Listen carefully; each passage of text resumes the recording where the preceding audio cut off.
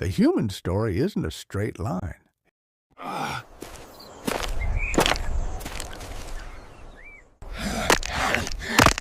It's a sprawling tree with many branches, most of which ended before reaching the present. Some lasted millions of years, others only a blink. Each species was an experiment in survival, in adaptation, in the art of being human. 7 to 4 million years ago, Sahelanthropus chadensis, toumai.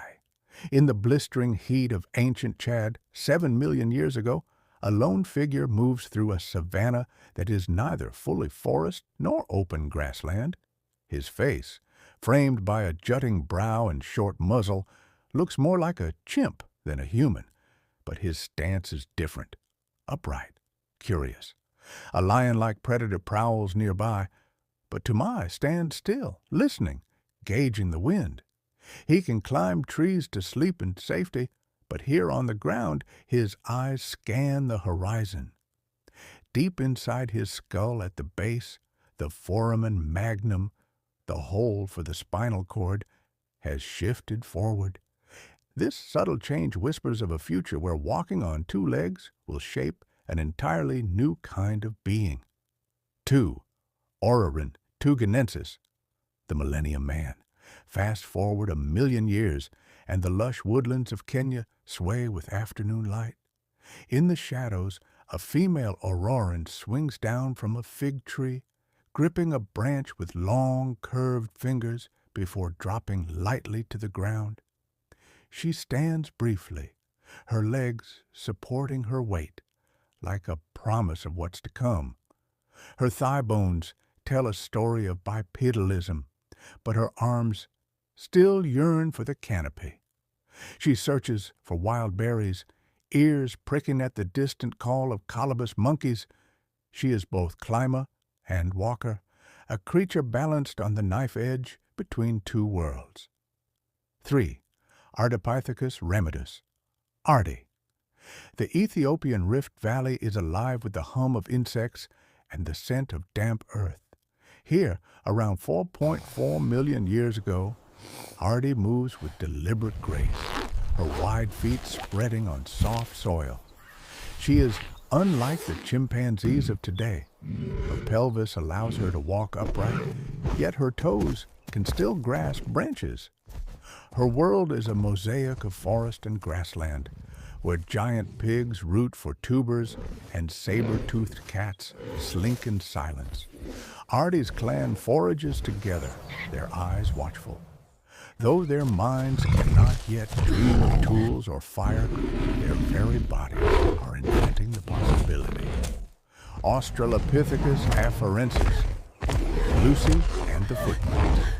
The air smells faintly of sulfur after a distant volcanic eruption. Across a bed of still warm ash, 2 adults and a child walk in single file. Their bare feet press into the soft surface, leaving prints that will be preserved for millions of years. This is Lucy's world, 3.6 million years ago, a place of tall grass, scattered trees, and danger at every turn. She and her kin are small, determined walkers. Their hands are free to carry food, stones, or infants. They cannot yet imagine what those footprints will mean, but they are writing the opening lines of a story that will echo across deep time. Paranthropus, the giants of the grass. In the changing climate of Africa, the grasslands stretch wide. Here, 3 mighty cousins, P. Ethiopicus, P. boisei, and P. robustus, rule the plant-eating niche. With jaws like vices and molars as big as coins, they grind tough roots and seeds from dawn to dusk. Their faces are crowned with bony crests where massive chewing muscles anchor. They are specialists, perfectly adapted to a world of coarse vegetation. But when the rains falter and the plants change, their mastery becomes a trap. As the grasslands shift, their lineage will fade, leaving only fossils to tell of their strength. The Age of Invention, 2.5 to 1.8 million years ago. 6. Australopithecus garhi, the first butcher. A dry wind rattles through the tall grass of Ethiopia 2.5 million years ago. A young Australopithecus garhi crouches by the banks of a shallow river. In her hands, she grips a jagged flake of stone, its edge sharp enough to cut through hide. Before her lies the carcass of an antelope, freshly brought down not by her, but by a leopard that fled after scavengers approached. She scrapes meat from the bone, red juices stain in her fingers. Around her, others gather, drawn by the smell. This moment is quiet, but monumental. For the first time, one of our ancestors is using a tool to tear into flesh, unlocking new calories, new energy for the growing brain. She does not know it yet, but this act will echo across the millennia, feeding the rise of minds that can imagine, plan, and dream. Homo habilis, the handy man. In the shadow of an acacia tree, a male Homo habilis squats with a pile of river stones. His face is broad, his brow heavy, but his eyes are bright with focus. He strikes one stone against another, sending shards flying. Soon, he has a fist-sized core and a handful of flakes, primitive yet deadly efficient. With these tools, he and his group will break open bones for marrow, skin animals faster, and shape wood into digging sticks. The grasslands are dangerous, but Homo habilis is changing the rules.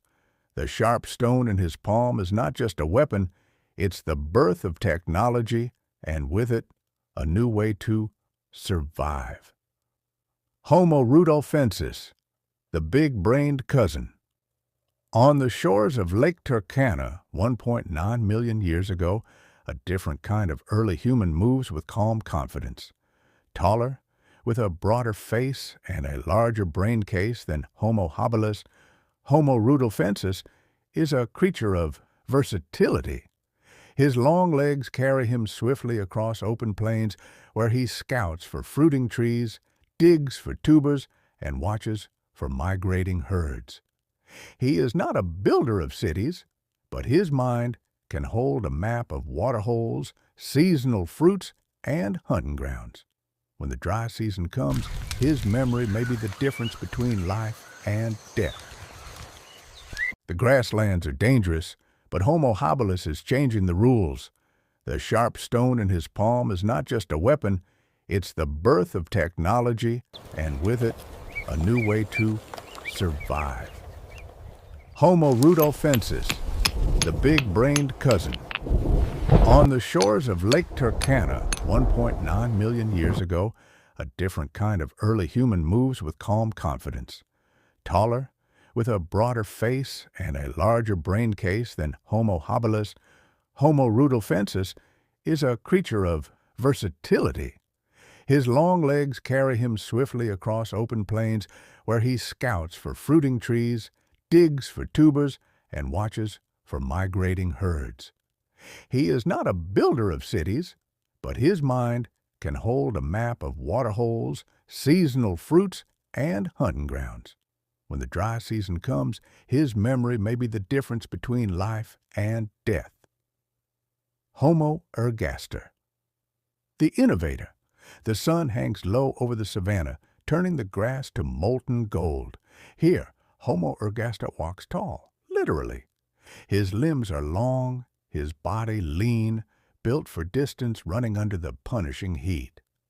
His clan is on the move, following the scent of smoke from a smoldering bushfire, where cooked roots and roasted animals might be found. In his hands he carries something new, a hand axe, smooth, symmetrical, teardrop-shaped, its edges sharp enough to skin an antelope or carve wood. This is not just a tool, it is art, planning, and skill. The making of it requires foresight and patience. Homo ergaster is more than a survivor. He is a pioneer. His body is now fully human-like, his endurance unmatched. He will be the first of his kind to step beyond the cradle of Africa, carrying fire, tools, and a restless curiosity that will take his descendants to the ends of the earth. The Great Wanderers, 1.8 million, 40,000 years ago. Homo erectus, the world traveler.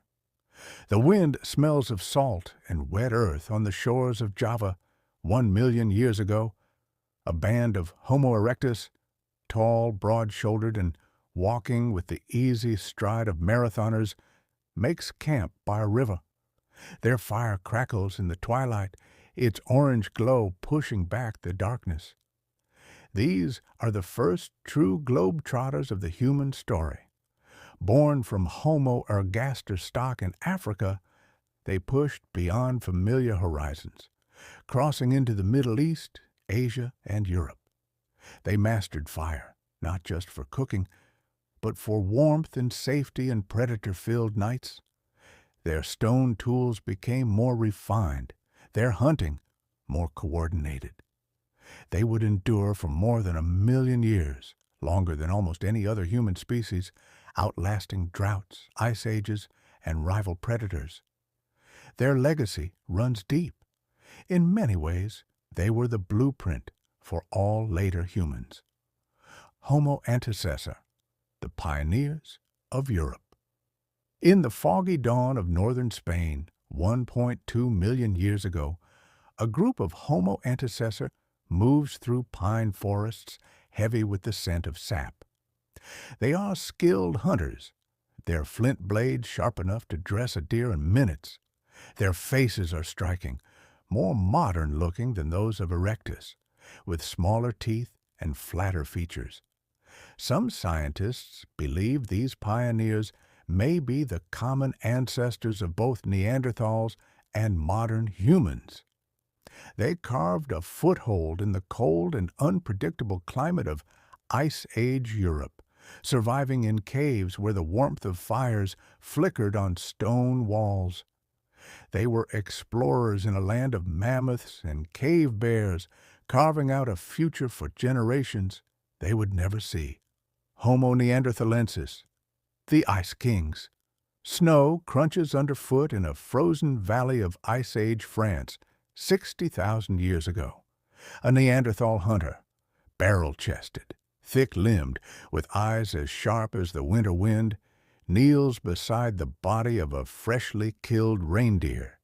His spear is tipped with stone, hafted with cord and resin, a weapon of precision.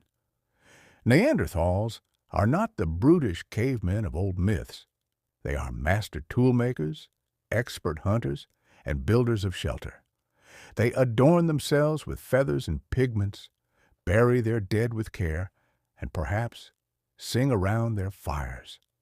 They thrive in the bitter cold, their short, powerful bodies adapted to conserve heat. And yet, their fate will be sealed not by weakness, but by the arrival of a new cousin, us.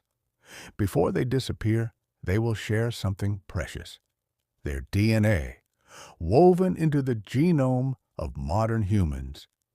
In that sense, they never fully vanish.